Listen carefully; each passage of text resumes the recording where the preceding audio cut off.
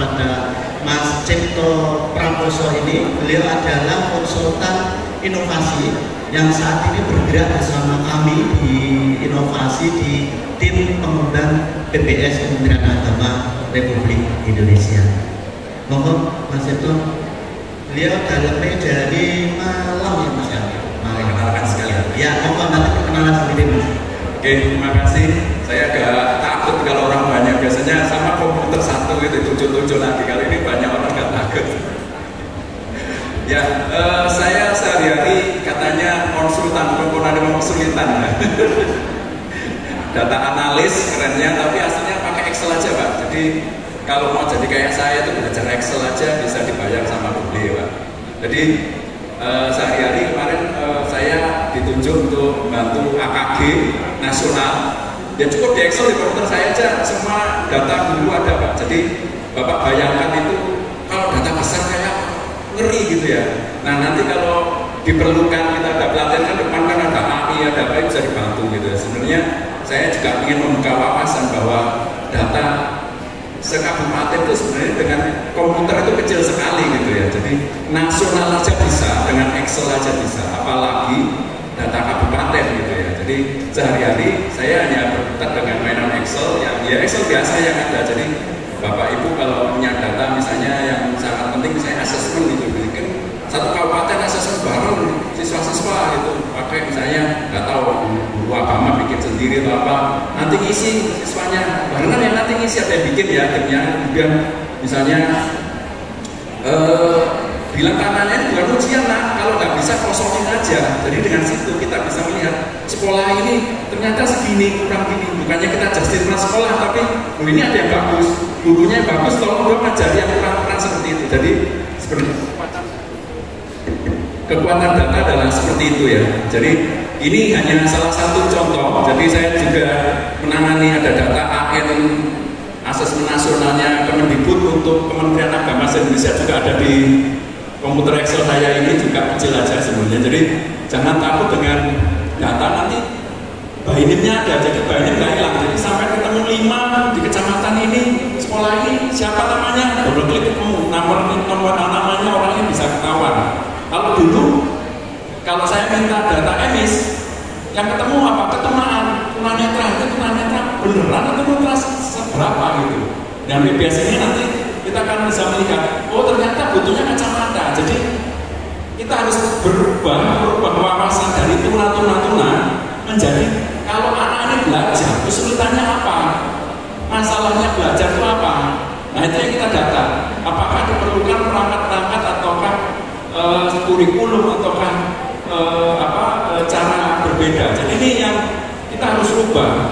Anak saya juga inklusi, mohon maaf. Jadi saya pernah merasakan sakitnya ya. Jadi kalau sekolah itu tidak inklusi, kepala sekolah saya waktu itu disuruh, Pak, anak Bapak ini ada kelainan, silakan pindah. Dan saya tahu di sekolah itu apa yang terjadi. Anak saya dibully. Jadi sebenarnya madrasah yang tidak punya inklusi atau sekolah yang punya inklusi, kemungkinan besar bullying akan besar. Nah, begitu saya pindah ke sekolah yang menerima inklusi yang terjadi, saya kaget. Begitu pertama kali anak saya datang, langsung dirangkul, langsung diajak main barengan. Jadi inklusi itu bukan beban, tetapi yang belajar adalah kita semua. Jadi anak-anak, teman-teman yang lain juga belajar. Ini yang perlu kita sandingkan, jangan sampai ini beban ini. Saya termasuk produksi orang yang non inklusi. Jadi saya kalau duduk di angkot dulu pernah, begitu ada sebuah anggapan yang itu langsung gini kan, kaget apa gitu ya. Tapi kalau orang sudah inklusi itu akan biasa gitu. Jadi dengan manusia saja orang kaget, apalagi kadang-kadang seagama aja bisa rasakan. Kalau inklusi berjalan nanti seperti itu akan semakin baik. Jadi konteksnya itu ya, luasnya ya, saya terlalu luas ya. Spesialis data. Oke. Jadi tahu ya, jadi jangan jadi berat. Banyak sekolah di Malang pun madrasah, saya ditanya, Bu, siap nggak inklusi? Waduh susah Pak. Nanti gimana dengan orang tua yang lain gitu? Padahal itu nanti kalau orang tua yang lain merasakan berubah nanya karena merasa dia tidak superior, apalagi kumpul-kumpulin. Jadi semua orang berbeda-beda itu nanti akan merasakan bahwa perbedaan itu nyata gitu kalau ada menerima sekolah inklusi. Ya. Lanjut. Saya membawakan tentang aplikasi BBS, nanti ngelantur kemana-mana karena emosi juga nah menjadi masalah gitu ya. Saya akan cerita dulu apa itu profil belajar siswa, cepat saja ya. Jadi kalau profil belajar siswa ini aplikasinya dikembangkan oleh 2 kementerian sekaligus. Jadi jangan takut, tapi sebenarnya siapa dulu yang akan mengimplementasikan atau Kemendikbuddasmen atau kan kita itu sama saja aplikasinya, dan kita bisa melihat data itu bergabung. Karena siswa Anda, madrasah, siswa sekolah ini yang miliknya kabupaten, kota, warga. Itu yang perlu kita ingatkan, bahwa Anda punya murid itu warga. Ya warga itu ya mestinya dinas atau Pemda itu ya warganya. Makanya pendataan ini kita satukan supaya tidak ada lagi kesinggungan nanti. Wah itu datanya kemenang, datanya ini kita datanya menjadi satu juga bisa, nanti kita lihat nanti ya. Kemudian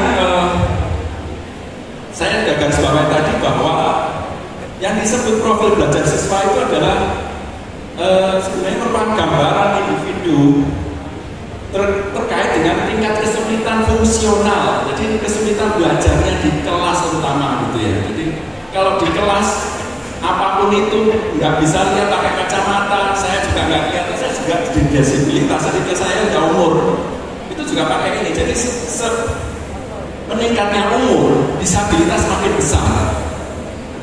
Dan undang-undangnya sudah ada bahwa disabilitasnya harus diterima di sekolah, di kantor, dimanapun juga. Nah, undang-undang sudah lama, tapi yang implementasi ini telat gitu loh. Itu yang menjadi masalah sebenarnya. Kita disentilin berkali-kali sama bagian perencanaan di nasional gitu ya. Jadi profil belajar siswa ini PBS dulu memang dikembangkan awal oleh Kemendikbud. Kita juga masuk timnya, tim kemenang. Ada Bu Sadiah waktu itu. Udah sini juga ya dilihat Bang Jawa Tengah itu luar biasa, banyak yang disabilitas gitu ya. Jadi dikembangkan ngambil dari WGD atau Washington Group Disabilitas. Jadi ini ngambil instrumennya, pertanyaannya itu ada WGD. Kenapa kok ambil itu? Karena bukan justifikasi dia tuna apa, tetapi dia kesulitannya dalam belajar apa. Dapat ya? Jadi aplikasi ini bukan melihat kamu tuna apa, masalahmu apa enggak, tetapi kesulitanmu dalam belajar apa, itu yang akan dicatat. Jadi pertanyaannya itu dimanusiakan untuk guru. Jadi ini bukan pertanyaan untuk psikolog atau dokter untuk menjustifikasi anakmu ngapain enggak. Jadi data yang kita kolek ini supaya tahu anak kita punya masalah apa kalau belajar di kelas terutama. Nanti bisa ditanyakan di rumah apa berbeda, karena ada sedikit pertemuan di sekolah itu bisa mandiri, tapi di rumah itu malam gitu. Nanti kalau ditemukan orang tuanya, oh ini rumah bisa, di sini nggak bisa. Nah itu nanti bisa dijadikan catatan di situ. Jadi pertanyaannya sederhana, diusahakan bisa untuk orang umum atau untuk guru atau untuk orang tua. Jadi orang tua boleh isi, tetapi dia bisa ngupload ya. Nanti ada banyak error sih yang sudah nyoba. Kenapa error? Ternyata yang terbanyak nanti gurunya yang bisa mengisi, NIK-nya guru itu sudah diverbal di sekolah itu, di madrasah itu. Jadi NPSN-nya guru itu sudah diverbal masuk sebagai guru di situ. Jadi yang boleh mengupload siswa adalah guru di sekolah itu, di madrasah itu yang sudah diverbal dengan NPSN-nya di situ. Jadi nggak boleh guru sebelah isikan ini, nggak akan masuk. Jadi yang bisa ngisi, nguploadkan itu nanti adalah guru, terutama guru kelas atau guru yang sudah dilatih untuk mengisi ini, sudah diverbal, nanti memasukkan nomor induk, nomor NIK ya, nomor KTP itu sama nomor NISN siswa itu bisa ngupload. Nah ini kalau belum diverbal biasanya error nggak bisa naik gitu ya, itu ya. Jadi kodenya seperti itu. Di samping itu nanti juga ada pertanyaan akhir kalau ada permasalahan adalah kesulitan alat-alat yang dibutuhkan apa, apakah sudah punya atau sudah disesuaikan gurunya, misalnya tadi sudah di depan atau apa, itu juga ada catatan di sana. Kebutuhan pendampingan juga ada di sana semua. Jadi data-data itu dikoleksi, nanti dibentukkan QR, nanti kita lanjut ya. Jadi ini sudah lama ini, dari tahun 2018 ini sudah berdarah-darah instrumennya, tapi ya nggak apa-apa, nanti diterima saja nanti sambil ada masukan ya. Jadi dari 2018 dikembangkan sampai sekarang. Sampai sekarang pun kemarin ada pertanyaan, Pak, gimana kalau sekarang ada DTKS ya, anu miskin itu? Kita sudah sediakan juga nomor induk NIK-nya siswa itu juga kita bisa konekkan nanti supaya kalau Pemda minta, oh kita mau bisa nih dinsos, cuma harus minta DTKS-nya sudah link belum, sudah masuk belum, jangan dapat 2 kali dan seterusnya. Seperti itu ya, nanti ada juga. Jadi ini sudah mulai dari tahun 2018, waktu itu Bu Satya juga ikut cawe-cawe memasukkan idenya di sana ya. Walaupun ada beberapa yang kemarin masih belum masuk, contohnya itu di NTB. NTB itu yang belum masuk itu inklusi sosial. Bayangkan di sana itu banyak anak itu dipaksa kerja karena orang tuanya itu biasa paksa kerja, nggak miskin dan sebagainya, sehingga di masa-masa tertentu siswanya hilang dan itu lawan nanti kawin muda, kemudian nggak sekolah, putus sekolah dan seterusnya. Tapi itu belum tercatat. Nanti kita coba diskusikan karena selama ini yang undang-undangnya masih inklusinya seperti ini ya. Nanti kalau pada inklusi sosial itu rawan sekali tidak meneruskan sekolah. Nah, lanjut. Kelompoknya ada 9 ini kesulitannya. Jadi kesulitan penglihatan, bukan buta ya, kesulitan penglihatan, bisa melihat atau ya buta nanti juga ada, tapi istilahnya bukan lagi tuna-tunaan buta, tetapi istilahnya kesulitan penglihatan, kesulitan pendengaran, motorik kasar, bergerak gitu ya, koordinasi jari, pegang tangan itu, ada berbicara gitu ya, fungsi intelektual, membaca. Karena ada kesukaan ya, anak itu ada beberapa yang melihat tulisan itu kalau kita ini A, B, C, M itu gampang, tapi mereka nggak bisa balik-balik ya. Jadi itu nanti kalau Anda belajar, kenapa susah baca? Ternyata di otaknya memang masalah. Jadi bukan ini bodoh, memang di otaknya cara baca itu pernah melihat tulisan antara B, P itu bisa kayak sama gitu ya. Membacanya juga gitu, nanti instrumennya untuk RA juga harus diperhatikan karena membacanya bukan berarti dia bisa baca, mana mungkin anak RA sudah bisa baca. Nanti kita lihat mungkin yang detailkan bagaimana nanti instrumen kalau membaca itu untuk anak RA itu harus dirubah. Jadi ini harus adaptasi untuk beberapa jenjang yang bawah-bawah itu harus hati-hati. Kemudian perilaku sosial dan atensi, jadi ada yang suka berkelahi, berusaha, suka marah-marah, itu juga catatan juga. Kemudian emosi juga ada nih, misalnya emosi juga rasa bersalah, ingin bunuh diri dan seterusnya. Nanti bisa dibaca, nanti presentasinya saya bagikan ke panitia ya. Siapa tahu bisa bantu untuk guru-gurunya, teruskan ke guru-gurunya. Nah, di samping kesulitan tadi ada tingkatnya. Jadi ada yang tidak ada sama sekali, ada sedikit kesulitan, ada banyak kesulitan, tidak bisa sama sekali. Loh, gimana Pak? Nah, nanti Bapak Ibu tidak menentukan ini. Jadi dari kuesionernya itu otomatis nanti aplikasi akan, oh kalau nggak bisa menjawab ini, berarti nanti banyak kesulitan, sedikit kesulitan. Jadi bukan Bapak Ibu menjustifikasi, oh kamu sedikit kesulitan, nggak ada. Jadi pertanyaannya pertanyaan umum, nanti hasilnya ada indikator ini dari pertanyaan instrumen itu. Jadi instrumen otomatis akan mengarahkan, oh ini sedikit kesulitan, tidak ada kesulitan seterusnya. Jadi ini adalah indikator hasilnya yang bukan Bapak Ibu yang isi pasti ini, tetapi dari jawaban instrumen otomatis sistem akan menentukan ini. Jadi saya garis merah lagi.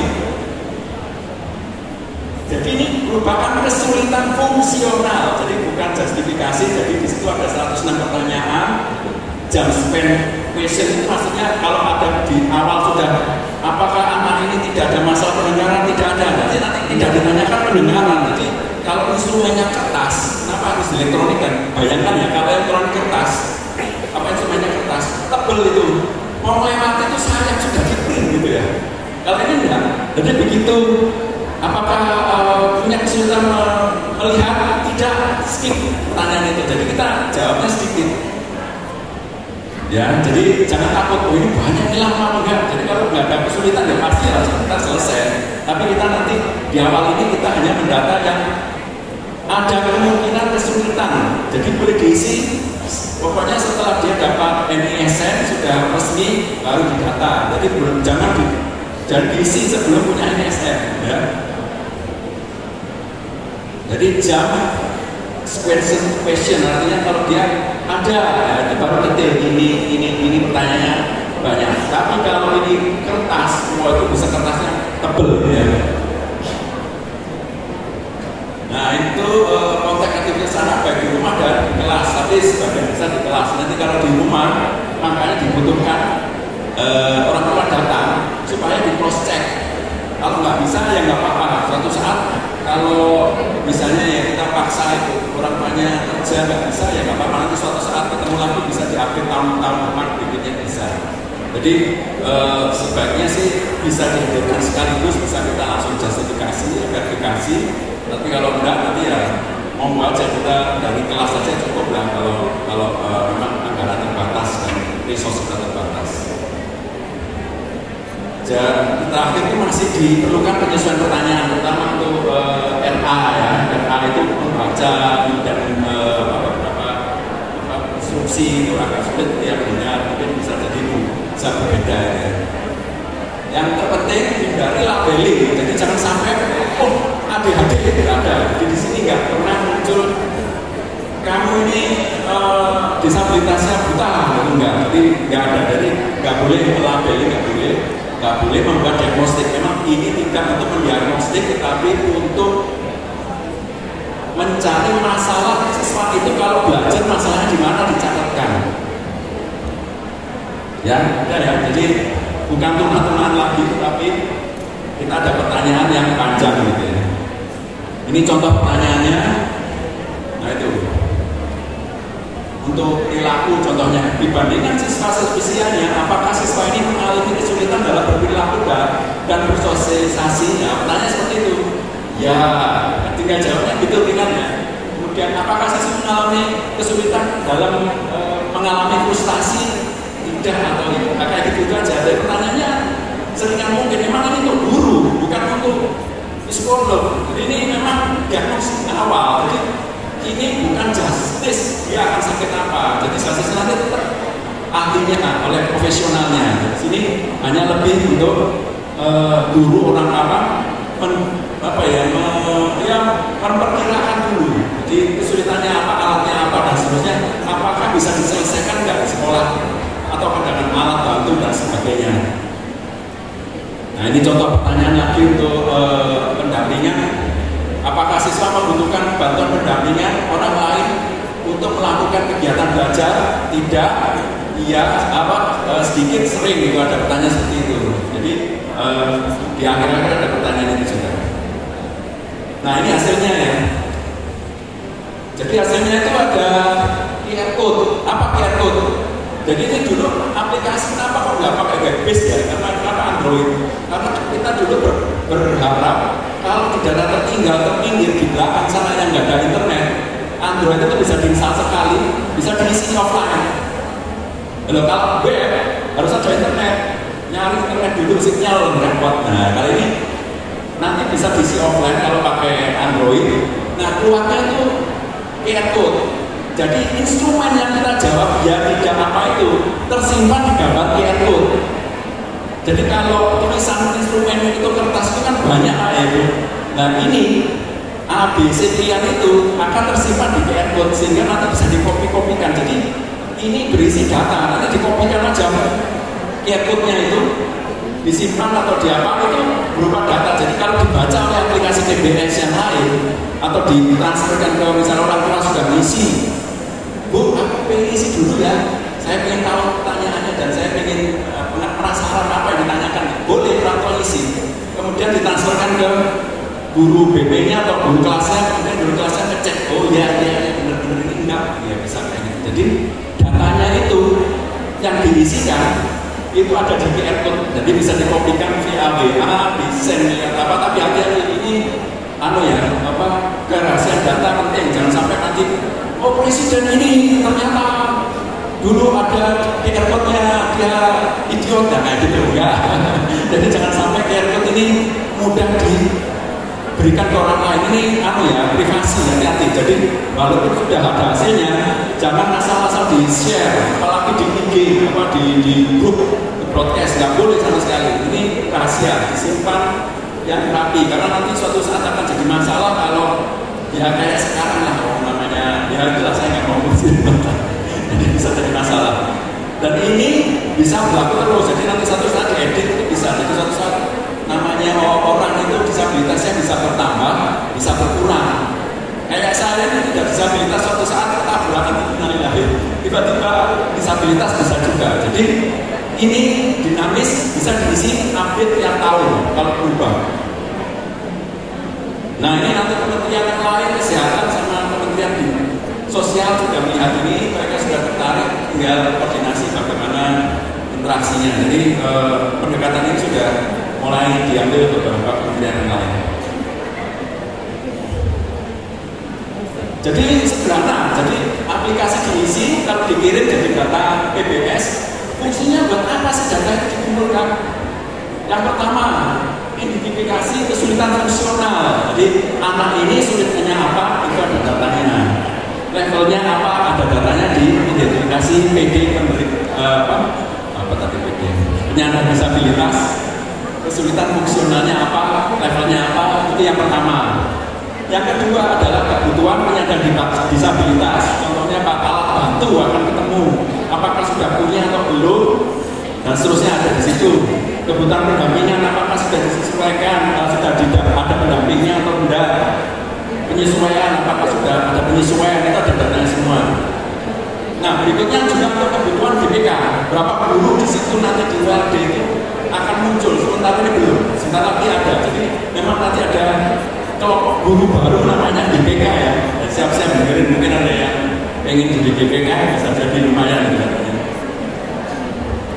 Nah aplikasi PBS tadi saya garis merahi bahwa pertanyaan instrumennya merupakan kesulitan fungsional, bukan justifikasi, terutama di dalam belajar di kelas ataupun di rumah. Nah hasil datanya di QR code bisa dikopikan offline gitu ya, bisa di-send WA dan seterusnya. Ini contoh hasil progresnya, jadi ada dashboardnya seperti ini. Ini levelnya di kabupaten kota atau ULD, jadi ada ULD. ULD itu antara nanti masih disusun apakah ini Kemenang dan Kemendikbud bagaimana kerjasamanya dan seterusnya. Nah, ini yang masih menjadi kendala karena Permendikbud 70 2009 itu belum dicabut. Di situ itu kita harus data siswa itu berdasarkan turunan-turunannya itu. Nah ini transisi ke PBS, ini lagi digodok bagaimana supaya Permendikbud ini dicabut, diganti menjadi PBS. Jadi isinya adalah kesulitan fungsionalnya, jadi bukan lagi turunan-turunan. Kalau turunan-turunan seperti itu agak sulit untuk bantuannya apa, tidak jelas. Ya, langsung ke simulasi. Persiapan aplikasi apa yang disiapkan? Nah itu KTP pengisi, jadi nomor NIK-nya, guru yang isi. Siapa yang boleh isi? Orang tua boleh? Boleh, orang tua boleh isi. Aplikasi di-download orang tua boleh, tetapi tidak bisa ngirim. Ya, jadi orang tuanya penasaran, anak saya ditanyanya apa nanti? Nah, kan pasti gitu kan. Jangan-jangan nanti, kamu gila, kan gitu. Makanya orang tua boleh isi. Ya, tapi yang bisa upload adalah yang punya NIK, KTP, yaitu si guru yang sudah diverifikasi di NPSN sekolah madrasah itu. Gimana caranya? Ya hasil guru, hasil orang tuanya tadi QR code kan. Nah QR code-nya mungkin guru kelas itu nggak usah capek-capek langsung ya boleh bu, saya kopikan dulu lihat hasil itu kemana. Nah dikopikan guys. Nah, dia nggak usah ngisi, sudah ketemunya di scan orang tuanya. Nah di situ oh ya ini salah, ini. Kemudian yang upload guru kelasnya. Jadi seperti itu ya.